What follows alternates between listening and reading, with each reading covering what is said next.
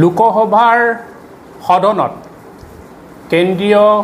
জনজাতি পৰিকল্পনা ৰাজ্যিক মন্ত্ৰী দুৰ্গাদাস উইকিক এটা প্ৰশ্ন তেওঁক কৰা হৈছিল যে অসমৰ 6 জনগোষ্ঠীৰ জনজাতিকৰণ কেতিয়া হ'ব আৰু এই প্ৰশ্নটো তেওঁ উত্তৰ দিছিল যে অসমত দুখনকৈ মন্ত্ৰীগোট গঠন কৰা হ'ল কিন্তু আজি কপিত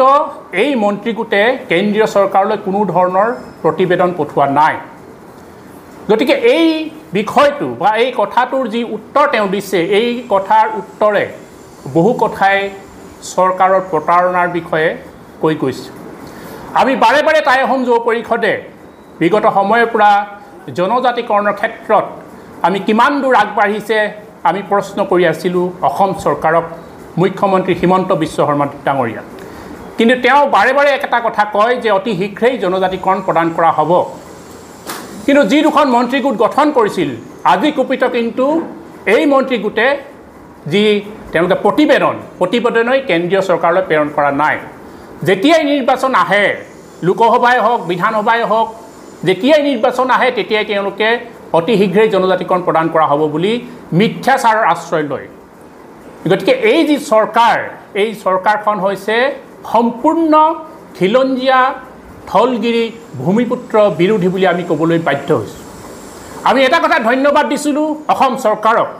যে উজনি অসমৰ উৰিয়াম ঘাটৰ তেওঁ উচ্ছেদ কৰিছে ভিজিআৰ লেণ্ডত আমি ধন্যবাদ দিছোঁ তেওঁ কৈছিলে যে এই যিসকল অবৈধ নাগৰিক তেওঁলোকক উচ্ছেদ কৰিলে অসম বাচিব কিন্তু আমাৰ কথাটো হ'ল যে এনে ধৰণৰ ভিজিআৰ লেণ্ডত যদি উচ্ছেদ কৰি অসম যদি বাচিবলৈ হয় তেতিয়াহ'লে সেইসকল লোকক বাংলাদেশলৈ প্ৰেৰণ কৰিছে নাই নে তেওঁলোকক গ্ৰেপ্তাৰ কৰিছে নাই এইটো এটা ডাঙৰ এটা প্ৰশ্নবোধক হৈ আছে আমি বাৰে বাৰে কৈ আছোঁ যে অসম যদি বচাবলৈ হয় তেতিয়াহ'লে আহোমকে ধৰি যি 6 জনগোষ্ঠীৰ জনজাতিকৰণ আমি দাবী তুলি আহিছোঁ এই জনজাতিকৰণ কৰা হ'ব তেতিয়াহে ভূমিৰ অধিকাৰ থাকিব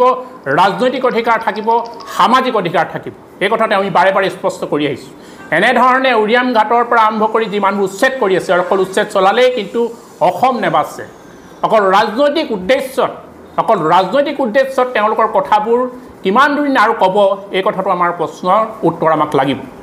আমি এখন তথ্য দিব বিচাৰিছোঁ মুখ্যমন্ত্ৰী মহোদয়ৰ যি মিথ্যাচাৰ এই মিথ্যাচাৰ আমাৰ এখন তথ্য দিব বিচাৰিছোঁ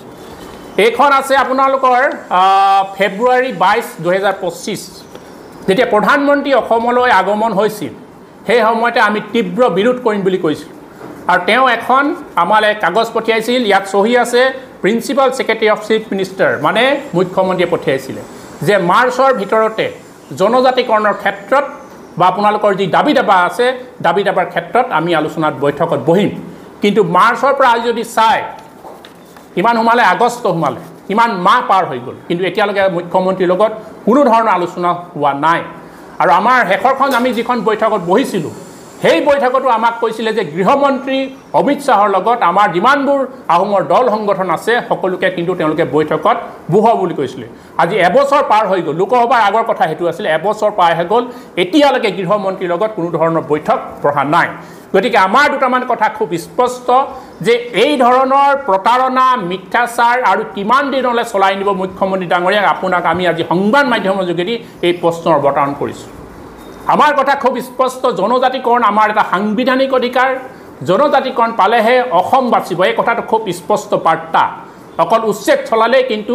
অসম নাবাচে গতিকে মই পুনৰবাৰ কওঁ যে জনজাতিকৰণ প্ৰদান কৰক অন্যথা কিন্তু আপোনালোকে আগন্তুক 26 চনৰ লোকসভাৰ বা বিধানসভাৰ যি নিৰ্বাচন আছে এই নিৰ্বাচন কিন্তু আপোনালোকে ৰাজনৈতিকভাৱে আপোনালোকক উৎখাত কৰিবলৈ কিন্তু আমি বাধ্য হ'ম এই কথা পুনৰবাৰ আমি সংবাদ মাধ্যমৰ যোগেদি আহ্বান জনাইছোঁ আৰু এটা কথা কৈ থৈ দিওঁ